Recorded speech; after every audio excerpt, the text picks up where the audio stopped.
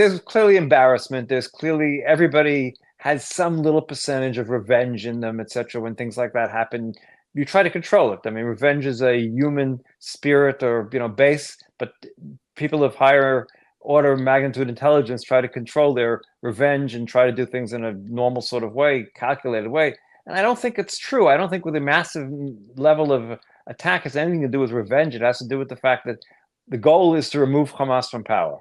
The goal is to do that in a military sense in the best possible way.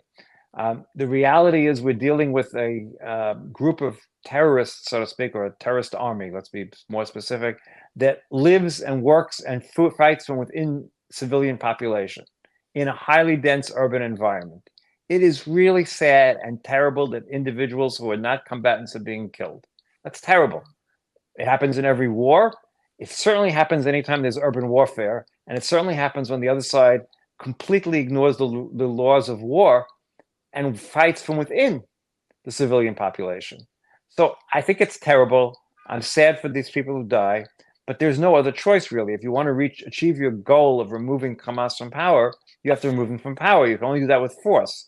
Now, Israel has overwhelming force. It's one of the big advantages it has in this battle is it has incredible amount of force from the air, from the ground, from the sea that it can bring to bear on any target.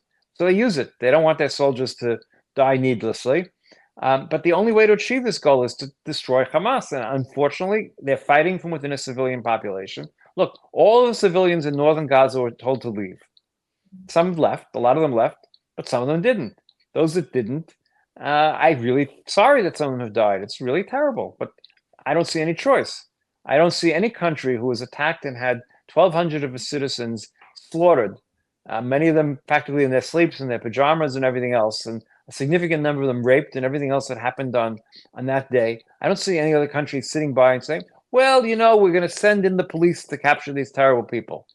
I mean, really? Any country in the world would go to war under these circumstances, and war is brutal. Look, yeah, I wish we could outlaw war, right? There was an attempt in the 1920s to outlaw war. It was a great plan. I think it was and wonderful. Let's outlaw war. What happened after the 1920s? The worst war in the world's history. So until we change the DNA of people, we have to fight wars, and it's sad and it's terrible. And it's terrible people die. War, I think, is an intrinsic part of human nature in many ways. I don't think you can escape from it. So far, not.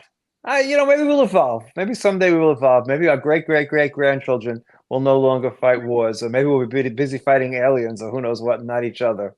I don't know. But let's hope. I mean, we try to hope, right? We try to get through life without participating in a war. I don't think I'll be around to see it. No, I will certainly not be around to see it. There's no question about that. That is the thing. Sorry, I was just wondering also that, do you think the fact that civilians are being also sort of hit as collateral damage in this particular instance is part of the reason why a lot of the world powers are sort of, asking Israel to tone it down? Okay, so there's no question the images of civilians being killed is a terrible image. And of course, no one wants to see that. Everyone says, ceasefire, right? Why should civilians die? And I understand the urge for that. The reality, though, is a ceasefire means Hamas wins. That's the bottom line. If you have a ceasefire now, Hamas wins. It stays in power. It lost some fighters, but it stays in power. It doesn't pay the price for what it did on October 7th. So I understand why the urge is to do that. There's also a lot of domestic pressure that some of these countries feel. In other words, I'm willing to bet that a lot of these countries, the leaders quietly are saying, go right ahead and do it because Hamas is a problem for the whole world. Terrorism is a problem for the whole world. Show that terrorism doesn't pay, but they have populations. Some of them immigrants from the Arab world, some of them just people who just don't like seeing these terrible images. And so for the purpose of their populations, they're saying ceasefire now. They know the United States is going to veto anything in the United Nations, and so it's not relevant. So it's good politics to say ceasefire now. And then, of course, there are bad actors like Russia or others who have different interests altogether. But most of the countries were saying ceasefire now, and I assume that includes India. I would make you a bet that the leadership quietly is saying, do what you need to do. But for public opinion, we got to say ceasefire now.